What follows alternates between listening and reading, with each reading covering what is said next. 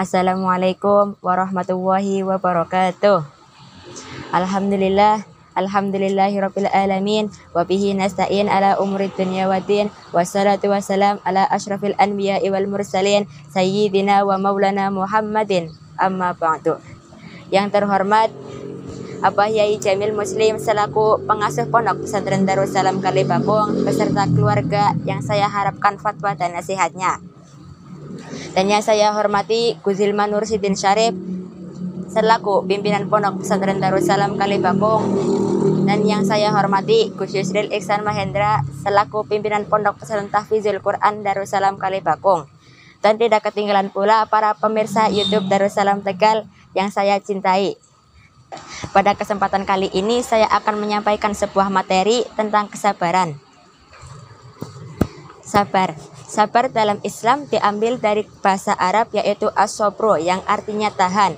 Dari makna kata tersebut dapat dipahami bahwa sabar adalah sikap tahan lama, tahan banting, dan tidak mudah hancur. Dengan kata lain, sabar adalah sikap tidak lemah dan tidak mudah menyerah dalam menghadapi segala ujian yang diberikan oleh Allah. Untuk bisa sabar, kita membutuhkan kelapangan hati dan ketabahan. Kedua hal tersebut adalah satu kesatuan yang harus kita lakukan untuk bisa berada di jalan Allah. Dari sahabat Ali radhiyallahu an menjelaskan bahwa kesabaran dan keimanan sangat berkaitan erat bagaikan kepala dan tubuh. Jika kepala manusia sudah hilang, maka tubuhnya pun juga tidak akan berfungsi. Begitu halnya dengan kesabaran. Jika kesabaran manusia juga hilang, maka keimanan manusia juga akan hilang. Oleh karena itu, kita harus menjadi orang yang senantiasa bersabar, seperti yang dijelaskan dalam Quran Surat Ali Imran ayat 200.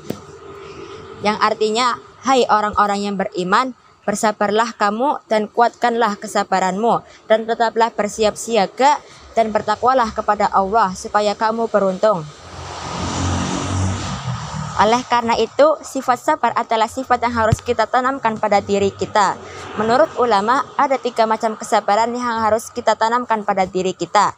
Yang pertama, sabar dalam ketaatan, yaitu sabar dalam menjalankan ibadahnya, menjalankan puasanya, menjalankan sedekahnya, dan menjalin hubungan dengan sesama umat. Yang kedua adalah sabar dalam menjauhi maksiat, yakni sabar dalam menjauhi hal-hal yang dilarang oleh Allah. Dan yang ketiga adalah sabar dalam menerima takdir Allah, yakni sabar atas apa yang diberikan oleh Allah dan sabar atas ujian yang diberikan oleh Allah. Seringkali kita menyangkal apa yang diberikan oleh Allah tidak sesuai dengan apa yang kita inginkan. Padahal Allah memberikan musibah dan tidak kenyamanan hidup itu bertujuan untuk menguji kesabaran hambanya. Karena hal itu kita harus senantiasa siap untuk bisa sabar dalam berbagai keadaan. Ada beberapa tips atau kiat yang bisa kita lakukan untuk bisa sabar dalam berbagai keadaan. Yang pertama adalah niat karena Allah. Sesuatu yang diniatkan karena Allah akan mendapatkan ridhonya. Dengan tujuan kita akan mendapatkan kemudahan, kelancaran, dan tentunya kesabaran. Yang kedua adalah mendekatkan diri kepada Allah.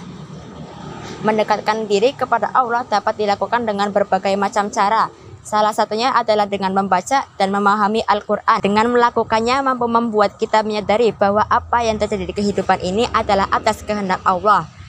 Sehingga kita bisa lebih menerima dan bersabar atas apa yang diberikan oleh Allah. Yang ketiga adalah mengambil hikmah. Banyak hikmah yang tersembunyi dari apa yang kita alami. Maka kita dianjurkan untuk tidak mengeluh dan tetap berhusnuzon kepada Allah. Tetap meyakini bahwa kita bisa melewati segalanya dengan izin Allah. Karena sesungguhnya Allah tidak akan memberi ujian yang melampaui apa yang kita mampu sebagai manusia. Seperti yang disebutkan dalam potongan ayat surat Al-Baqarah ayat 28, yang artinya Allah tidak membebani seseorang melainkan dengan kesanggupannya. Dia mendapat pahala dari kebajikan yang dia lakukan dan dia mendapatkan dosa dari kejahatan yang dia perbuat. Kehidupan yang dijalani dengan kesabaran maka akan mendapatkan hasil yang baik, menjadi penguat hati yang utama.